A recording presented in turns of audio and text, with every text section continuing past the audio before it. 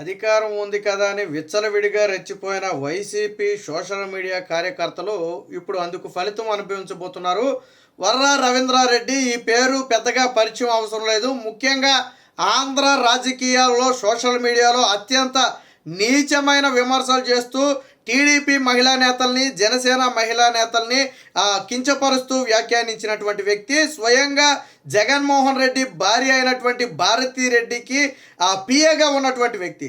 అంటే భారతీరెడ్డి పిఏ కాబట్టి తనను ఎవరూ ఏం చేయలేరనే ఉద్దేశంతో ఉచ్చనీచాలు మరిచి అసలు సభ్యతా సంస్కారం ఉన్నవాడు ఎవడు కూడా పోస్టులు చదవలేని రీతిలో అత్యంత దారుణమైన హీనమైన పోస్టులు పెట్టడం జరిగింది.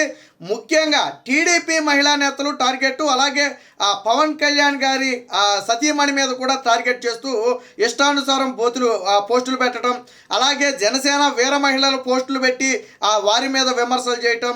సో ఇది వీడి పని. సో దీని మీద మీరు అనుకోవచ్చు ఇన్ని బూతులు పెట్టి ఇన్ని కామెంట్లు పెడితే ఎవరు ఏం చేయలేరని. గతంలో దాదాపు 100కు పైగా కేసులు వర్రా రవీంద్రారెడ్డి మీద పెట్టే ప్రయత్నం చేస్తే ఏ ఒక్కరో తీసుకోలే. అప్పట్లో పవన్ కళ్యాణ్ గారి సతీమణిని విమర్శించినప్పుడు జనసేన నేతలు పెట్టారు. వంగలపూడి అనిత, ఉండవల్లి అనుష లాంటి కొంతమంది టీడీపీ మహిళా నేతలను విమర్శించినప్పుడు వాళ్ళు కేసులు పెట్టారు. బట్ పోలీసులు ఎవరు కూడా వాటిని తీసుకోవడానికి ససేమిర్ అనేవారు. కేవలం కంప్లైంట్ మాత్రమే తీసుకునేవారు, కానీ కేసు మాత్రం ఫైల్ చేసేవాళ్ళు కాదు. అప్పట్లో వంగలపూడి అనిత మీద చాలా నీచమైన పోస్టులు పెడితే ఆవిడ కూడా చెప్పింది, కాలం ఎప్పుడు ఒకేలాగా ఉండదు, టైం అనేది మారిన తర్వాత మరి నీ పరిస్థితి ఏంటో ఒకసారి ఆలోచించుకో అని చెప్తే అప్పుడు ఇంకా రెచ్చిపోయి మరిన్ని పోస్టులు పెట్టాడు. ఇప్పుడు ఆవిడే హోంమంత్రి అయిన నేపథ్యంలో మనవాడు అండర్ గ్రౌండ్కి పారిపోయాడు. జూన్ 4 ఫలితాల తరువాత ఇప్పటి వరకు ఎక్కడా కూడా వర్రా రవీంద్రారెడ్డి అనే వ్యక్తి పోస్టులు పెట్టలా. పైగా తన అకౌంట్లు మొత్తం డిలీట్ చేసుకుని అందులోని పోస్టులన్నీ కూడా డిలీట్ చేసి పారిపోయాడు. అజ్ఞాతంలో ఉన్నటువంటి వర్రా రవీంద్రారెడ్డి మీద హోంమంత్రిగా బాధ్యతలు చేపట్టినటువంటి అనిత అయితే కొనేసింది. అప్పుడే చెప్పింది కదా గతంలో, నీ కర్మ అనేది గాలిన రోజు మాకు దొరికినప్పుడు నీ పరిస్థితి ఎలా ఉంటుందో చూసుకొని చెప్పి అప్పుడే హెచ్చరించింది. అన్నట్టుగానే ఆ కదిరికి అలాగే మధ్యలో ఎక్కడో దారిలో పారిపోతున్న సమయంలో పోలీసులకు పక్కా సమాచారం ఉండటంతో అదుపులోకి తీసుకున్నట్టుగా అయితే తెలుస్తుంది. ఇది కేవలం ఎక్కడితో ఆగుద్దంటే లేదు, పోనీ టీడీపీ నేతల్ని, జనసేన నేతలను మాత్రమే టార్గెట్ చేసి వదిలేశారంటే కాదు. చివరికి జగన్మోహన్ రెడ్డి సోదరి రాజశేఖర్ రెడ్డి కూతురైనటువంటి షర్మిల మీద పోస్టులు పెట్టారు. అలాగే వివేకానంద రెడ్డి గారి కుమార్తె అయినటువంటి సునీత మీద కూడా అత్యంత నీచమైన పోస్టులు పెట్టాడు. షర్మిల మీద అయితే అత్యంత నీచంగా రకరకాల సంబంధాలు అంటగడుతూ పోస్టులు పెట్టాడు. 2వ పెళ్లి చేసుకుందే, 3వ పెళ్లి చేసుకుందని, ఆ పిల్లలకు ఆ పేరు ఈ పేరు అని చెప్పి రకరకాల కులాలతో పాటు అనేక రకాల సంబంధాలు అంటగడుతూ షర్మిల మీద పోస్టులు పెట్టారు. వివేకా కూతురు సునీత మీద కూడా అంతే నీచంగా పోస్టులు పెట్టి దాదాపుగా చంపేస్తామనే స్థాయిలో బెదిరిస్తే ఆవిడ, అలాగే సునీత షర్మిల వీరిద్దరూ కూడా ఆంధ్రాలో పోలీసులు కంప్లైంట్ తీసుకోవట్లేదని చెప్పి తెలంగాణలోని సైబర్ క్రైమ్కి ఫిర్యాదు చేస్తే మరి ఆంధ్ర పోలీసులాగా సైలెంట్గా ఉండరు. పైగా అప్పుడు ఇక్కడ కాంగ్రెస్ ప్రభుత్వం ఉంది. దీంతో ఇక్కడ పోలీసులు యాక్షన్ స్టార్ట్ చేస్తే ప్లేటు ఫిరాయించాడు. ఏమని, అబ్బాబే ఆ అకౌంట్స్ నావి కాదు, అసలు నేను పోస్టులే పెట్టను, నేను ఎంత నీతి పరుణో నిజాయితీ పరుణో, ఆ అకౌంట్ల నుంచి ఎవరో నా పేరు మీద అకౌంట్లు క్రియేట్ చేసి పోస్టులు పెట్టారన్నారు. మరి నీ పేరు మీద ఎవడో అకౌంట్ క్రియేట్ చేసి పోస్టులు పెడితే వాడెందుకు అకౌంట్లు డిలీట్ చేయాలా? వాళ్ళ అకౌంట్లు ఎందుకు డిలీట్ చేస్తారు? పోస్టులు పెట్టింది నువ్వు, మాట్లాడింది నువ్వు.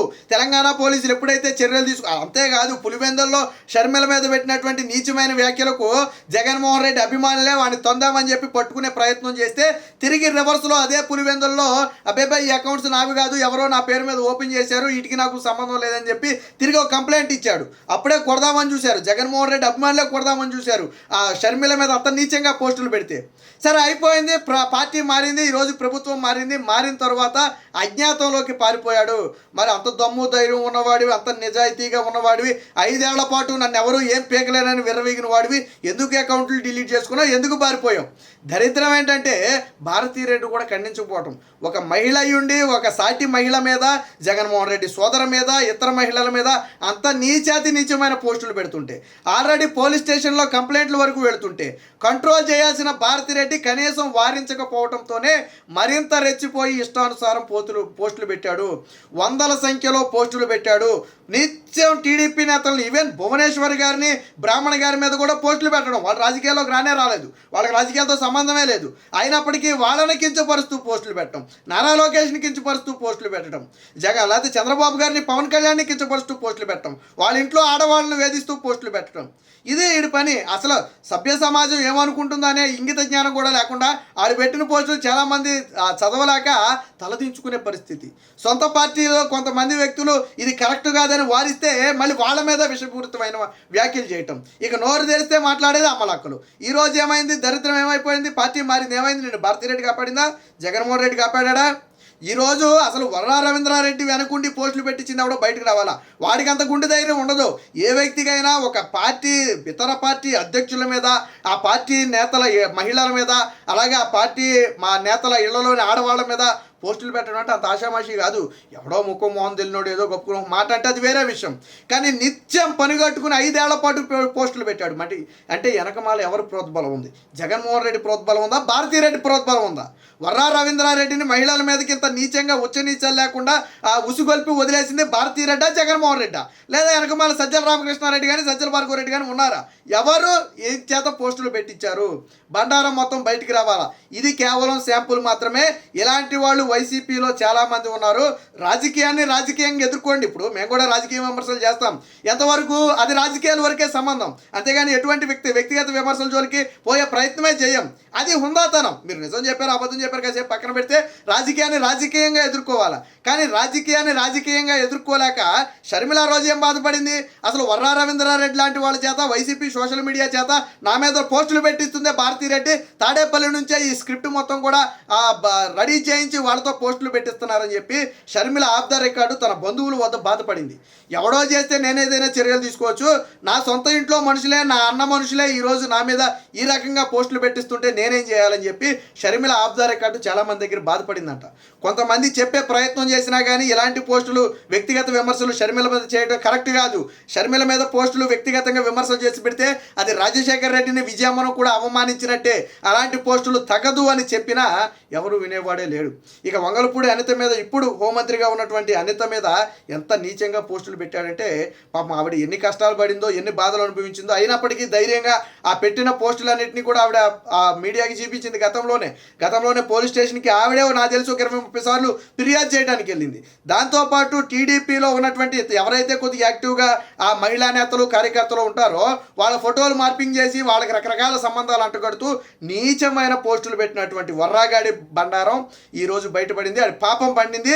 ఆ ప్రస్తుతానికి పోలీసులకు చిక్కినట్టుగా అయితే సోషల్ మీడియాలో వార్తలు అయితే నడుస్తున్నాయి. కొన్ని మీడియా సంస్థలు కూడా ఆ కదిరికి వెళ్ళే మార్గంలో మధ్యలో పోలీసులు అదుపులోకి తీసుకున్నట్టుగా చెప్తున్నారు. ఇప్పుడు దీని వెనక ఉన్నది ఎవరనేది మొత్తం కక్కించాలా? గతంలోనే నాకు సంబంధం లేదని తప్పించుకునే ప్రయత్నం చేశాడు, కానీ ఇప్పుడు మాత్రం వదిలిపెట్టకూడదు. ఈరోజు వర్రా రవీంద్రారెడ్డికి జరిగే గుణపాఠం రేపొద్దున 10 మందికి గుణపాఠంగా ఉండాలి. రేపొద్దున మనం నీచంగా పోస్టులు పెడితే మన బ్రతుకు ఇలా ఉంటుందని వర్రా రవీంద్రారెడ్డి ఒక ఉదాహరణగా మారాలి. ఆ విధంగా దాదాపు 2 ఏళ్ల పాటు బయటికి రాకుండా జైల్లో కేసు పెట్టి 2 ఏళ్ల పాటు జైల్లో తిప్పితేనే కానీ, జైల్లో ఉంచితేనే కానీ ఇలాంటి నీచమైన పోస్టులు పెట్టే వాళ్ళకి బుద్ధి రాదు.